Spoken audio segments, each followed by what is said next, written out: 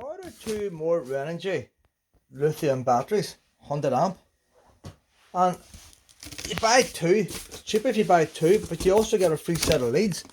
But from what I can see there, there's the leads, there's it. The leads have cost about £20, although maybe they're not, they're actually small, so maybe them's £10 leads. Not very big leads there. But I couldn't understand why they put the two together, because it's very, very heavy. I want to see what these leads is like. People will want to know what these leads is like.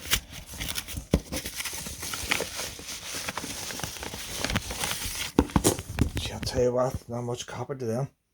That's what's needed like, but I would thought that probably a tenner would buy them. The leads that come with inverter would probably cost about £20. So that's when you connect battery to battery, connect the two of them together. I couldn't understand why they put it in the same box.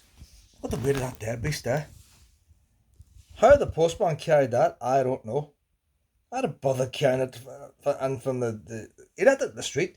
I didn't even put it in. I had my gate locked, you see, so we couldn't lift it over. So I left it lying in the street. So I'm going to get it charged up tonight now. I've got this new charger. There's good and there's bad about it. The original Renogy, let me see the original Renogy one. Renogy Eco-worthy.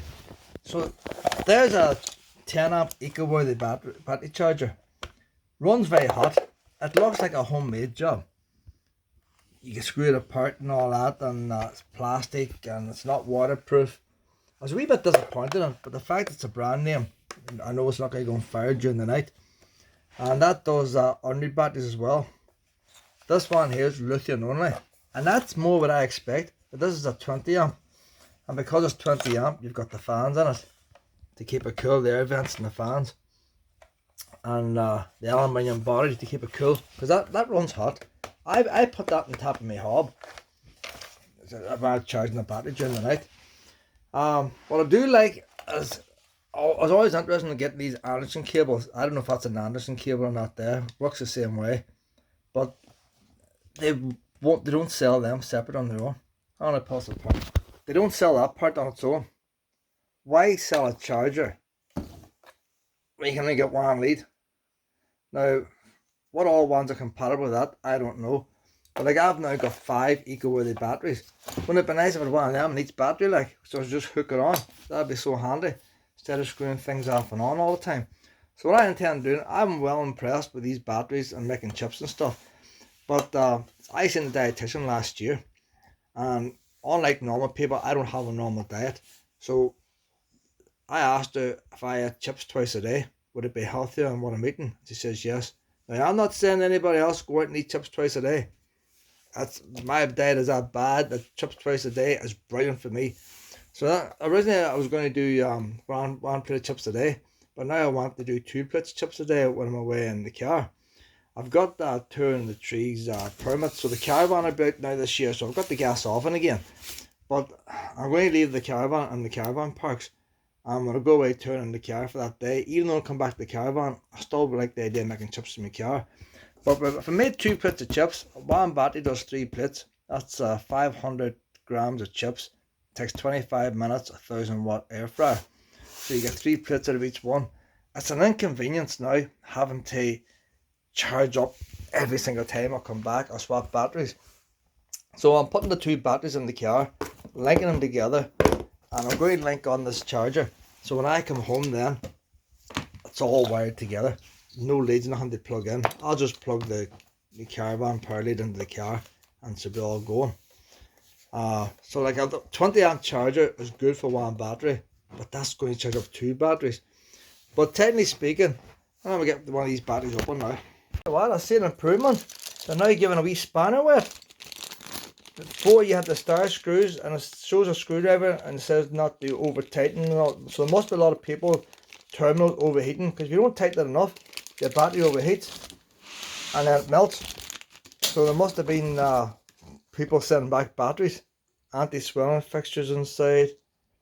So this didn't come with the original batteries.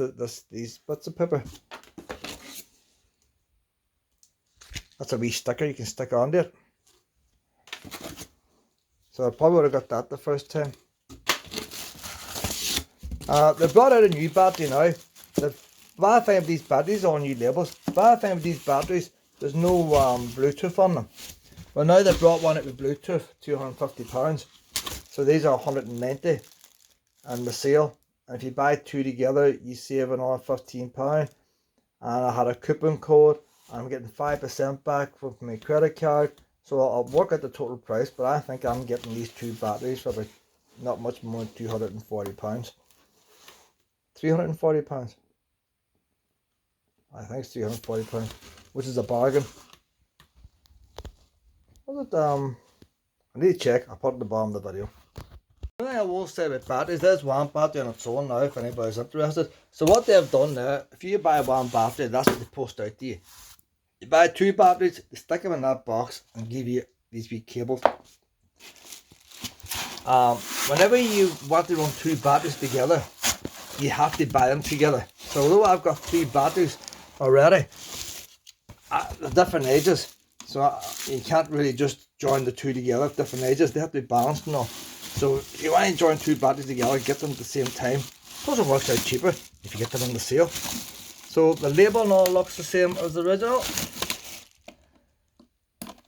There's the wee bungs come out there. Handles. I noticed stuff in the instructions now where I can go down to -5 and still charge or something. Do not charge below 0 there. So that do not discharge below -20. So right now it's about -1 out there tonight. So I'll charge us up inside. The only thing is they're inside the car. So if you're at a campsite or something like that and you want to charge up, inside the car is not going to be -1. So it won't charge anyway. If you put on the charger, it just won't charge, it won't take it. If it was -10 outside and I hook a charger on, the BMS inside will stop it charging. And the actual charger's got 10 hours in it as well. So 10-year lifespan, high energy and all the rest, more than 4,000 cycles. So that number is changing. I must check one of my old ones. So I'm going to link these two together now and get them charged up tonight. Basically the instructions are telling me the first time you join two batteries together they have to be the same voltage. So they charge each one up individually. So when they're fully charged, both are fully charged, they'll be the exact same voltage. Probably because one might be slightly more discharged than the other, it knocks it about. There's a wee diagram. So I've that one on now, there's the 40 amp charger. Full blown. Now what you can do, the thing about a lithium battery, you can charge that up. A 100 amp battery can be charged up with 100 amp. So I can hook on a second charger on that and boost up even more. So what I'll do now, I'll put another 40 amp charger on this one. There's my 20 amp charger. The only thing about the 20 amp charger, it tells you what's in it, but that gauge is not accurate. If my inverter is beeping to say the battery's flat, and I bring it in here, it's about half charged. So, but the inverter is not wrong because 3 plates of chips work out to the amps. So that's not accurate. Like, and as soon as you start charging it, it'll drop down a bit anyway. I got that at a good price there. I need to check out what the price was. I have about 2 or 3 of these chargers. I got one and the battery together last Christmas. I bought one on Black Friday last year and I got one original. First year I bought the battery charger. I must work out all the prices, put it on the video. First year was pretty expensive. The charger was dear and it wasn't a brand name. And the battery was pretty dear. The prices were coming down. And I think now they're just getting rid of these now because everybody wants Bluetooth, don't they? I don't need Bluetooth. I just need it. If you got plenty of power, you don't need Bluetooth. It's interesting that that battery, that sticker's in that one, not in this one. They're trying to save a bit of money on a sticker. It's basically tiny to put down. The original instructions showed you a screwdriver. It's hard getting them tight with a screwdriver without trying to ring them. That's very, very good quality. That is brilliant quality there. Like, it's just a wee simple spanner, but that, I'll tell you, that's well made. It's a brave weight that. Well impressed with that. So I've got 2 of them now. But if it just showed a spanner, I could have used a socket set. But it showed a screwdriver. That's how you put it in. So I say, well, it must have been tightening them right. And If you don't tighten it right, she'll melt. It says to tighten it till the wee washer goes flat. In other words, don't over tighten it. But I'm well impressed with them now. So I got my cup of tea now, going to bed. Tomorrow morning, I'll be all up and going, get them in the car. But I say them wires are not very thick, yeah. What this is telling you here, you ever see boys on YouTube building their own batteries? And it's saying that a battery can start to swell due to age and fatigue and all the rest. And basically, there's your cells there, separate. It's inside this. And if you take them out of that, it'll still work, but she's liable to swell. Why, if you keep it in the plastic box prevents it from swelling. Makes no difference to the life of your anti-swelling fixture inside. So basically it's designed to stop it swelling. But you don't really need to know that unless you're pulling the battery apart. The 20 amp one has finished charging. Wee green light on. And the 10 amp one still charging yet. So although them are showing pretty full when I put them on, at 10 amps an hour with a 100 amp battery, they wouldn't even have charged. I'll let that run on now. That's the only problem I can find now. I've turned this one off now. That's the 20 amp one. The light stays on as long as it's plugged in, because the power's coming up the lead from the battery. So I need to disconnect this socket here. I have that one unplugged there now. It's taking a long time for that light to go out. But there's my first 20 amp charger that I got. And you see it's similar to the new one. It's made of steel and it's got the fan and all in it. Like you see, made of the same manufacturers. So she's putting 20 amps now into this other battery. But if I want now, this 10 amp one, I can hook her on to this as well.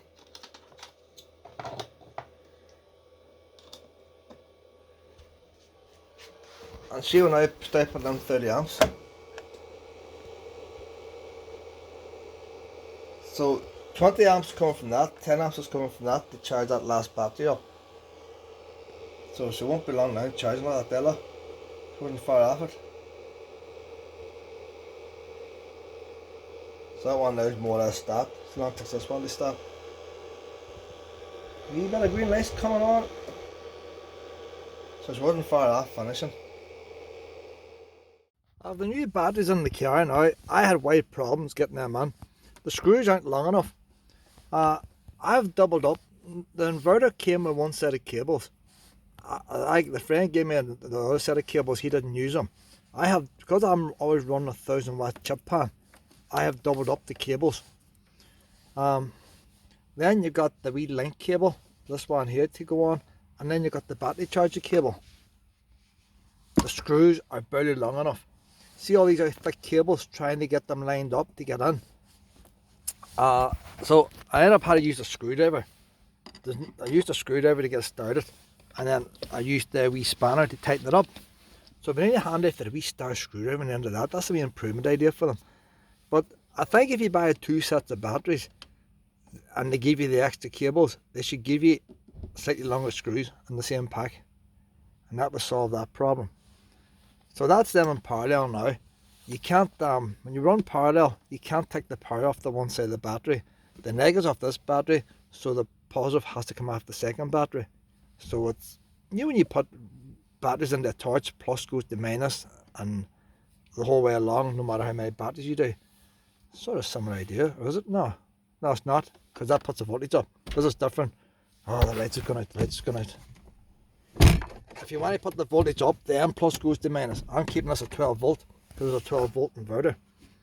I'll take this, I'm saying that, if I wanted to now, I can plug in my 20 amp charger, but I could also still clip on the 10 amp charger and charge this up at 30 amps an hour.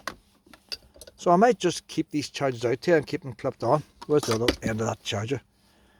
And see how well it goes. I'll have to keep it off the meantime. One at a time. Getting all messed up with cables here. The 10 amp charger can screw on, the 20 amp charger can't. It has to lie loose. So I'll just slide that into place there now. And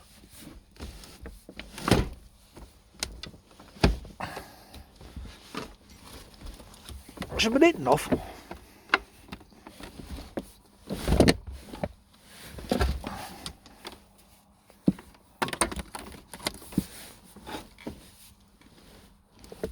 It's caught in the back. I need to lift the back.